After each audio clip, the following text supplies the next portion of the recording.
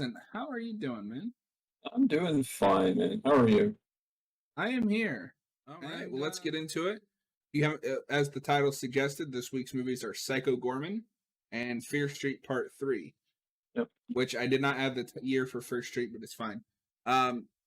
This movie, so we'll start with Psycho Goreman. That technically came out last year, but it was like a festival film. I'm counting that as a 2021 film because it was not widely available until 2021 on Shudder, which is a wonderful streaming service. You should definitely subscribe if you haven't. Shudder, if you want to sponsor us, we will happily accept. Yeah. No, this is a movie I've been wanting to watch with you for a very, very, very long time.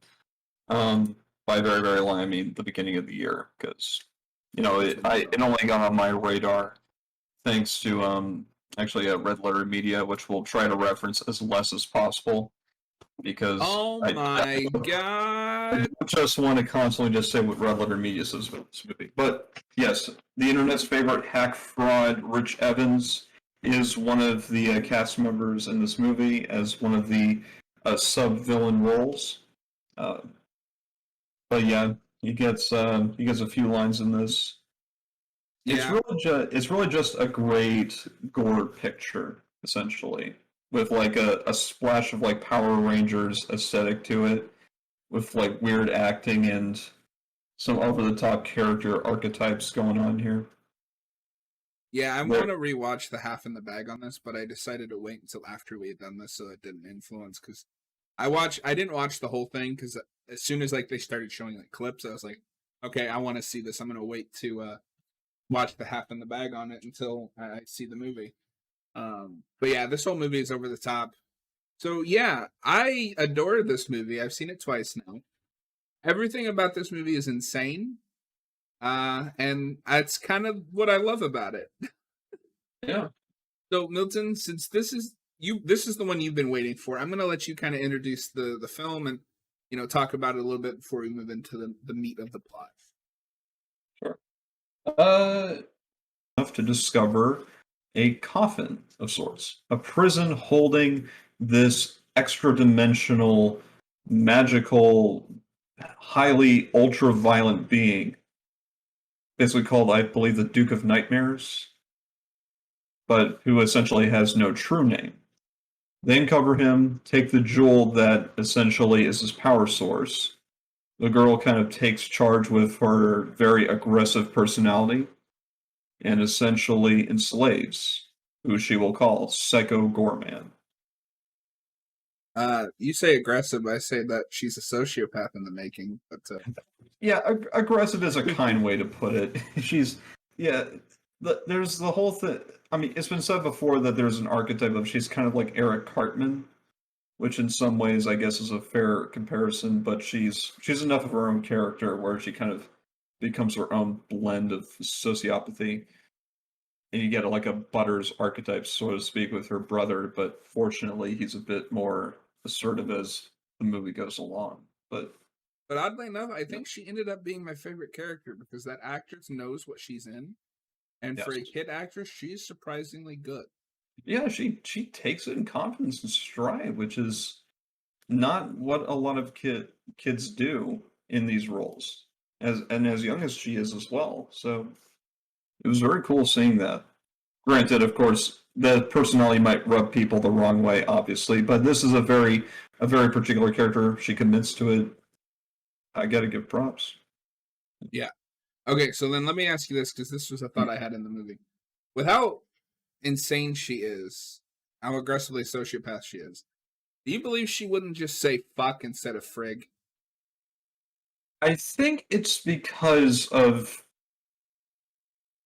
she's so idiosyncratic. She has a lot. She's so of a particular thing that I think she thinks that frig sounds cool and funny, so she would prefer to say that. She knows the word fuck. I'm more than sure. But I think the writers also want to add some youth to the character rather than trying to make her seem more grown up. So the idea that she has this fake cuss word that she uses that kind of becomes it's like cutesy in a way, which is definitely an interesting juxtaposition to her incredibly violent personality, honestly. The point. Like, imagine this cutesy girl saying freak instead of fuck, but also making these ball torture weapons, like not batting an eye at the human race getting destroyed, and or just outright allowing people to get transformed into horrifying brain monsters and whatnot. I agree that guy. Child actress knowing what movie she's in is impressive, and she is definitely an aggressive sociopath. I think everyone in this movie knows exactly what they're in. Everybody plays it straight. Like, it's never, look how nuts we are. But yeah, I think you're right. They do play it kind of for an adorable way, because you get what I think is the best scene in the movie, which is the musical montage. And you get the hilarious sight of this like terrifying looking alien just playing the drums for this band. It's great.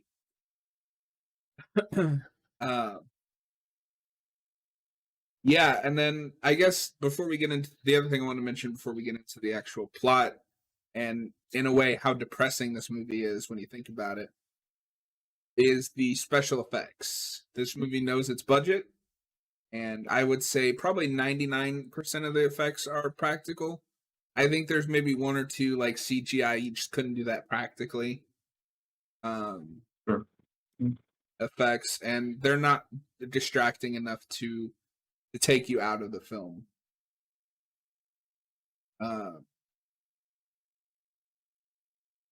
What did you think about the parents?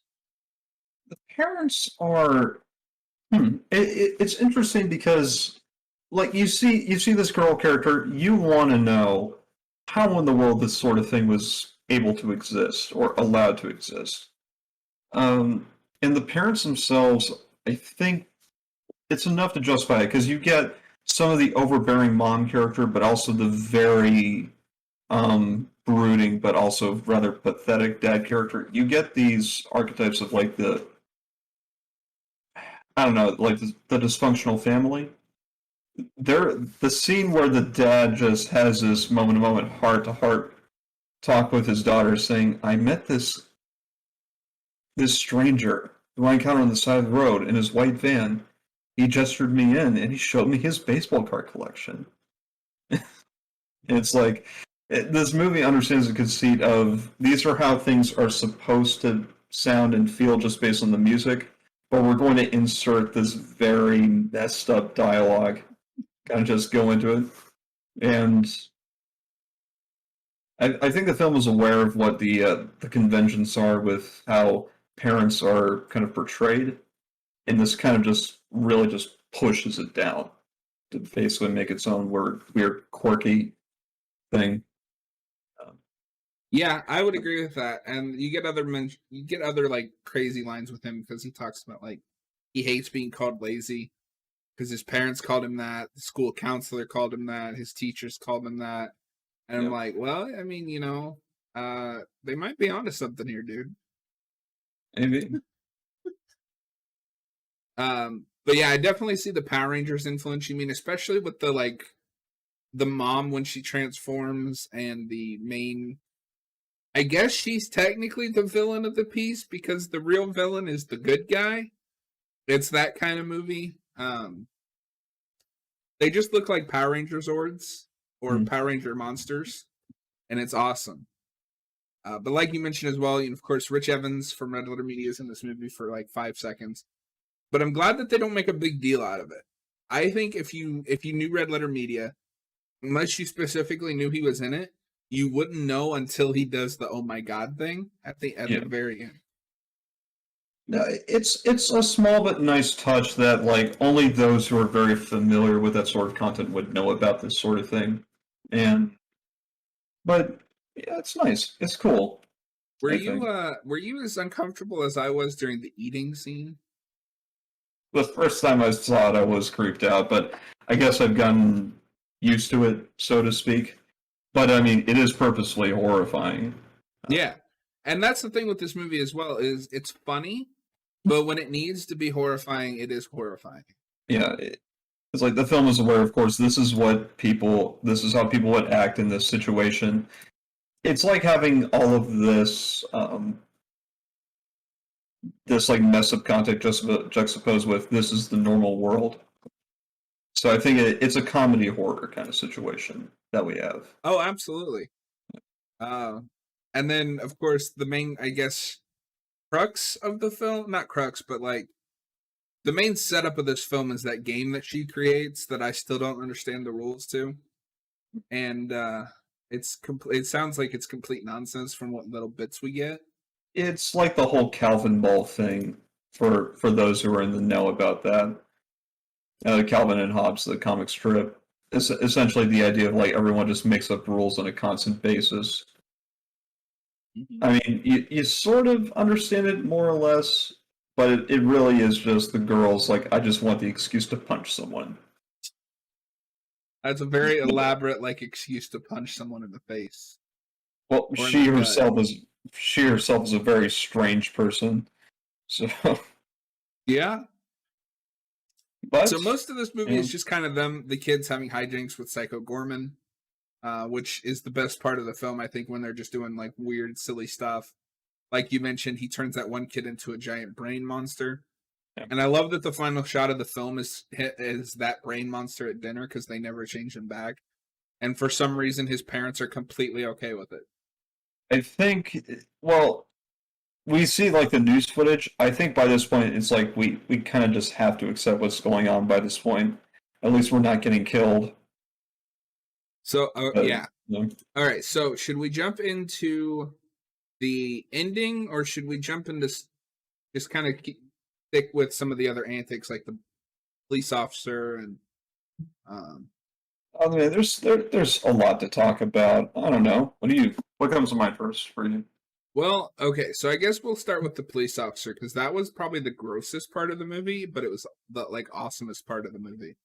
And yes, I'm aware awesomeness isn't a word. Fuck off. I'm sorry. Frig off. We're watching Psycho Goreman. So these two officers show up out of nowhere.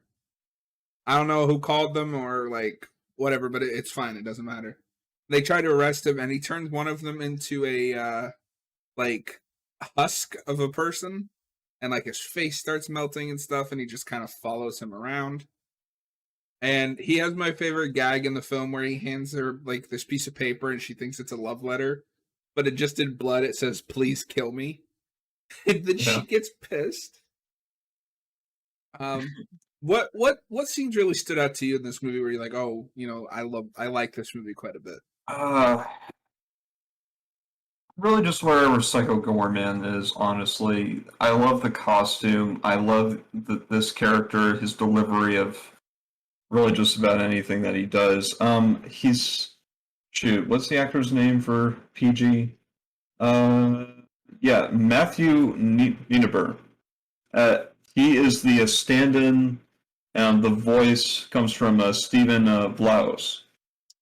Oh, okay. And, it's just about everything, just about, like, the whole, like, just, there's nothing subtle about his character. So he'll just outright threaten children with death and violence and parents and whatnot. And I find that it's funny towards the end that he does like become a bit more soft towards the humans that he meets in this one town.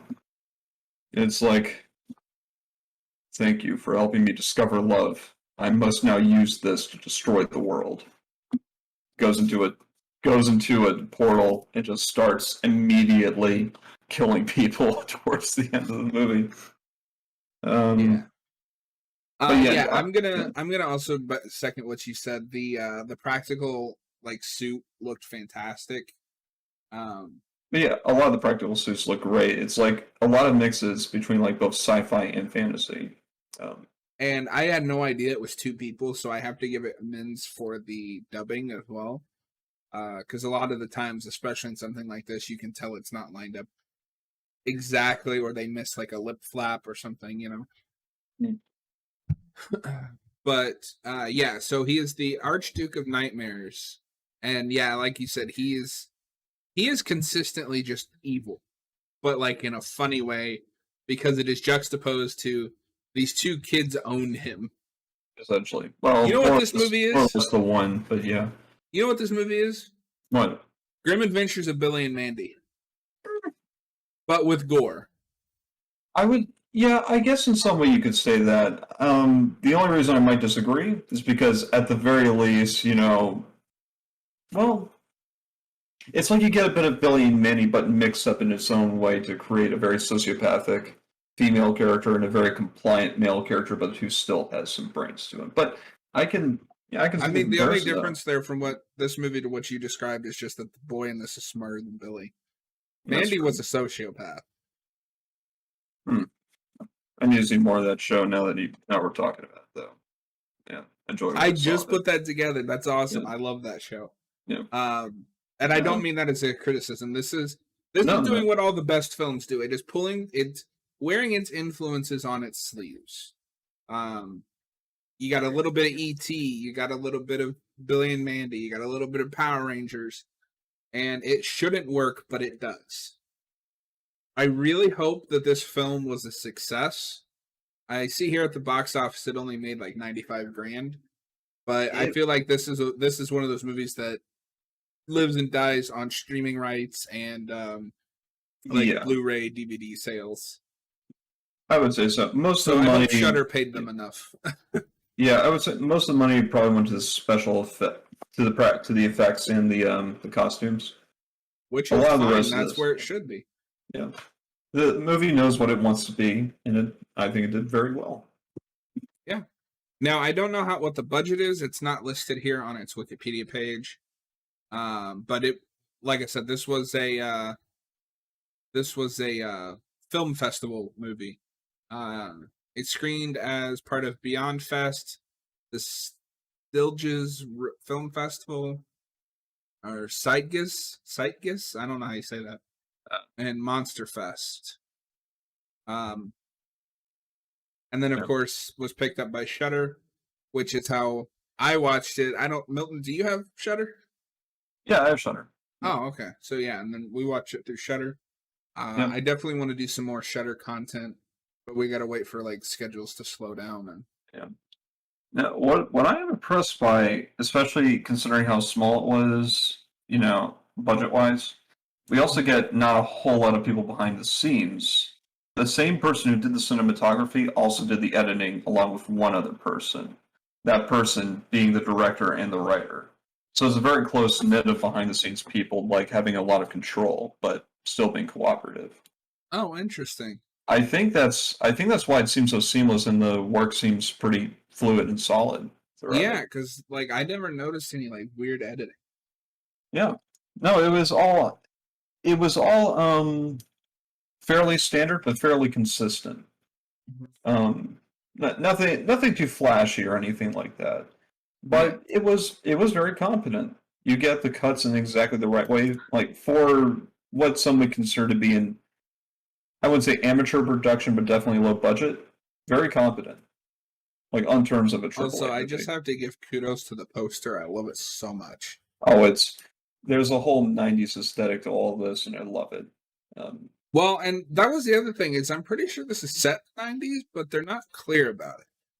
I don't think it wants to be. I don't really think it cares but a lot of it is consistent to the '90s or to the early 2000s because you have like the Nintendo 64, for instance. That's what made me think. The two TVs. The fashion is very ambiguous, but you have a kid playing the 64. I'm thinking, oh, it's the '90s. Yeah, but but then you also kind of get like some of the news footage, and then it looks a bit too, I don't know, too clear sometimes. I don't know, but I'm not too bothered by that, and I don't really think that affects the movie or the film that much anyway. So it really is just there for the aesthetic to get like a feeling of nostalgia. Yeah. So I guess the last thing we should actually, that'll lead it out of the discussion of course, the ending. This is a comedy, of course, but it reminded me a little bit of Night of the Living Dead. Not Night of the Living Dead, sorry, Return of the Living Dead. That movie is also kind of an absurd comedy piece. but it is also one of the bleakest movies I've ever seen. When you think about this movie and the way it ends, this movie is depressing because the human race is fucked. Yeah. And the whole universe essentially is pretty fucked. screwed. Yeah. I mean, granted, someone could put Psycho Goreman away again. It was done before. It could be done again, but not with that huge cost and lives lost. So, but the film definitely takes like a dark comedic route to it. So yeah. So for anyone who has not seen it, and I highly recommend you watch it, but of course we have a policy here of we are going to spoil the movie. Like yep. we can't discuss the full movie without spoiling it. No. And this has been out for a while.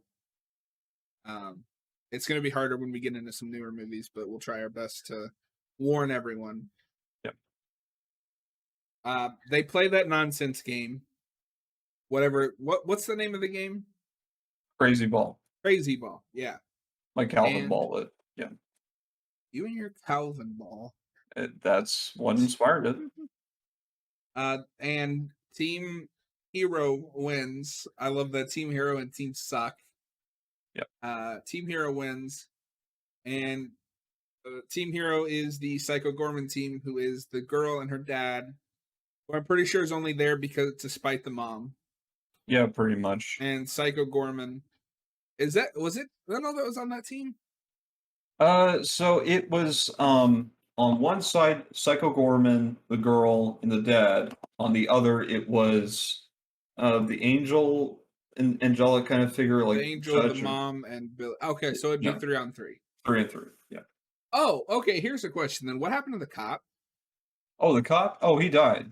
No, he was destroyed in that big fight scene when a lot of the minions came to the forest to. I must have missed that part. Yeah. Okay. No, it's like Psycho Goreman like took two big things, just jammed it into his eye sockets. Oh, weird. Killed him, and he just deflated. Oh, okay. I must have missed that. That was kind of while I was setting up my capture card. No problem. But they win, and then the mom decides to just change sides because the angel is willing to do whatever it takes to kill Psycho Goreman. Yeah. And then they fight, and it's a pretty cool, just like sword fight. Sure. And then he eats her, and it's almost more horrifying because they don't show you everything. You just hear it, and it's just like imagining, you know, what's happening to her. Yeah, even the characters walk. It's like, yeah, you don't want to see this. And then, camera, stop losing focus. And then the film ends with them basically setting Psycho Goreman free on the entire planet. But they learn their lesson about family. Yeah, all because the girl decides, yeah, I just don't friggin' care. Oops. But yeah, Mimi is her name. Mimi. Yeah. Very odd name. You don't hear that a lot nowadays. Not a whole lot, but it was the 90s. So it just always reminds me of Digimon. She probably never saw it. Yeah. Yeah, so I mean that's basically it. This isn't a like deep or complicated film. No. It's got a family thing in there, but that's not what you're there for. You're there for the gags and the wacky. Yeah, the family thing is in of itself a gag, essentially. It's a very straightforward movie that has a very, I guess, irreverent tone to it in some ways. That's just there of look at the gore, feel the dark comedy, look at the nice practical effects that are going on. Yeah, it's just a generally enjoyable movie. So, any final thoughts on Psycho Goreman? That Mimi character, man. She straight up says to Jesus Christ, there's a new God and his name is Psycho Goreman. She just completely commits to it. Great. I love it so much. Man. I wonder how do you let a girl get to the point where she's so incredibly messed up before she's even in her double digits? So here's the thing with this, at least personally. I can't apply real world logic to this movie That Because is this fair. movie doesn't care about real world logic, and that's what I love about it. That is true. That does add a layer of enjoyment to it as well. Yeah. And you know what? In a world where we try to be a bit too logical in our movies sometimes and try to construct things very dryly, it's a breath of fresh air in some ways. Yeah. Yeah, this is a wonderful film. I love movies like this where it's just kind of like this is elevated schlock, right? Like Yeah. that's what it is. That's what I love movies like that. Give me schlock all day long. I am going to give I'm going to give this a 4 out of 5. I will definitely watch this again. Hell, we've been talking about it for months, but I would love to do a commentary on this movie. No, I'm with you. Same rating, same thoughts. Oh, okay. Yeah, no, a 4 out of No, 5. I'm just messing with you. Yeah. But yeah, I mean, I don't think there's much else to talk about with this movie without just describing it beat for beat. Which at that point, just go watch the movie.